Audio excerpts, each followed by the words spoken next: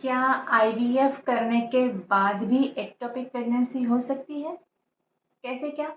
IVF में तो हम एम्ब्रियो यूट्रस के अंदर छोड़ रहे हैं, फिर कैसे क्या एक्टोपिक प्रेगनेंसी? और अगर होती है तो क्यों? और कौन से टाइप के पेशेंट्स को इसका रिस्क ज़्यादा रहेगा? जानिए सारे आंसर्स इस वीडियो में, लेकिन आपको उसके लिए ये वीडियो एंड तक देखना पड़ेगा। हाय, मैं डॉक्टर मंजुश्री कोठेकर हूँ। मैं एक आईवीएफ स्पेशलिस्ट हूँ। मैं मुंबई में प्रैक्टिस करती हूँ। मेरा क्लिनिक मुंबई में चेंबूर और घाटकोपर एरिया में है।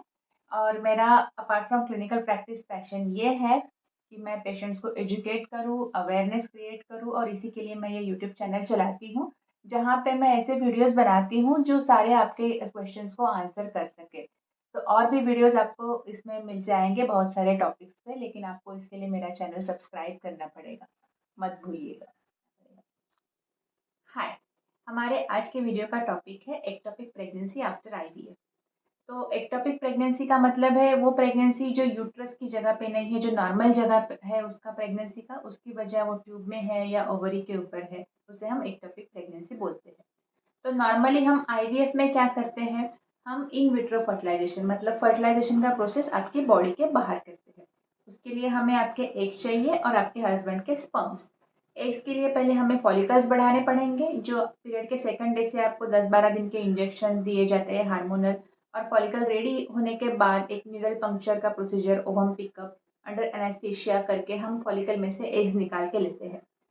फिर हम वो एग्स को आपके हस्बैंड के स्पर्म्स के साथ फ्यूज करते हैं और उससे एम्ब्रियो बनता है। उस एम्ब्रियो को कल्चर करते हैं लैब में, और उस एम्ब्रियो को ग्रो होने के बाद हम आपके यूट्रस में ट्रांसफर करेंगे।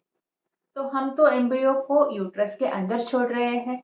हम जहाँ पे ट्रांसफर कर रहे हैं, आपको तो पता है एम्ब्रियो ट्रांसफर का प्रोसीजर भी सोनोग्राफिक गाइडेंस में होता है, जहाँ पे हम देखते हैं कि हमारा कैथेटर कहाँ तक जा रहा है, और हम प्रिसाइजली देख के एम्ब्रियोज को डिपॉजिट कर देते हैं यूट्रस के अंदर।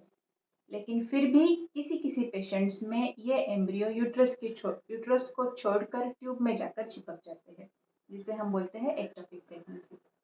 तो ये डेफिनेटली पॉसिबल है, ये आईवीएफ का एक साइड इफेक्ट है, लेकिन इसका परसेंटेज 100 में से 1 या 2 पेशेंट्स में ही देखा जाता है। ये क्यों होता है और कौन से पेशेंट्स में होता है? तो ये तभी होगा 2 सिनारियो में। एक तो जहाँ पे हम एम्ब्रियो छोड़ रहे हैं यूट्रस, वहाँ का एनवायरनमेंट उस एम्ब्रियो के लिए अच्छा नहीं रहेगा, रिसेप्टिव नहीं रहेगा, तो डेफिनेटली वो एम्ब्रियो जाके दूसरी जगह ढूंढेगा इम्प्लांटेशन के लिए।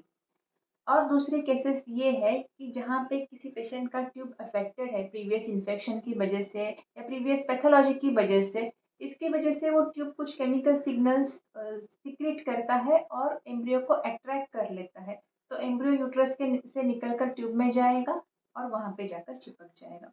तो वो पेशेंट जहाँ पे एंडोमेट्रियल लाइनिंग अच्छे से डेवलप नहीं होता है, या वो पेशेंट जहाँ पे previous tubal infection, tubal pathology या प्रीवियस एक्टोपिक प्रेगनेंसी का हिस्ट्री है, उन पेशेंट्स में आईवीएफ के बाद भी एक्टोपिक प्रेगनेंसी होने का थोड़ा रिस्क रहेगा। इसका डायग्नोसिस कैसे होगा? तो एम्ब्रियो ट्रांसफर के बाद जो आप बीटा एचसीजी चेक करते हो, उसका लेवल कम रहेगा, और उसका जो राइज होता है एवरी 2 डेज के बाद आप चेक करोगे तो वो डबल होना चाहिए, तो उसका राइज एज एक्सपेक्टेड नहीं रहेगा। ये उसका पहला इंडिकेशन है कि शायद वो प्रेगनेंसी एक्टोपिक है। लेकिन फाइनल डायग्नोसिस सोनोग्राफी पे ही होगा, जहाँ पे 5 वीक्स के स्टेज पे जब आपका बीटा एचसीजी 1000 लेवल तक पहुँच गया है, तब आपको हमें यूट्रस में दिखना चाहिए प्रेगनेंसी, वो वहाँ पे नहीं दिख के ट्यूब में दिखेगा सैक। तो सोनोग्राफी पे ही वो डायग्नोसिस कंफर्म हो जाएगा। और डायग्नोसिस अर्ली हो जाएगा तो हम उसका ट्रीटमेंट मेडिकली कर सकते हैं, कुछ मेडिसिन से हम उस प्रेगनेंसी का ग्रोथ स्टॉप कर सकते हैं। लेकिन अगर अर्ली डायग्नोसिस नहीं हो पाता है और हमें सर्जरी करना पड़ता है, तो सर्जरी में उस जो ट्यूब अफेक्टेड है, जहाँ पे प्रेगनेंसी रह चुका है, वो ट्यूब निकालना बेटर रहेगा, जिसे हम बोलते हैं सैल्पिंगेक्टोमी। क्योंकि वो ट्यूब अफेक्टेड है, तो नेक्स्ट टाइम हम एम्ब्रियो ट्रांसफर करेंगे तो भी वो ट्यूब फिर से अट्रैक्ट करने का चांस रहेगा और फिर से एक्टोपिक प्रेगनेंसी होने का चांस रहेगा। लेकिन अगर हम ट्यूब को निकाल ही रहे हैं तो वो चांस फिर नहीं रहेगा, and next time we are safe. तो आज के लिए इतना ही। अगर आपको इस बारे में कोई डाउट्स है तो आप नीचे कमेंट्स में पूछ सकते हो, या आपको कंसल्टेशन के लिए आना है तो मेरा क्लिनिक मुंबई में है, चेंबूर और तिलक नगर एरिया में, और यूट्यूब से आने वाले पेशेंट्स को हमेशा फर्स्ट कंसल्टेशन फ्री रहेगा। Thank you.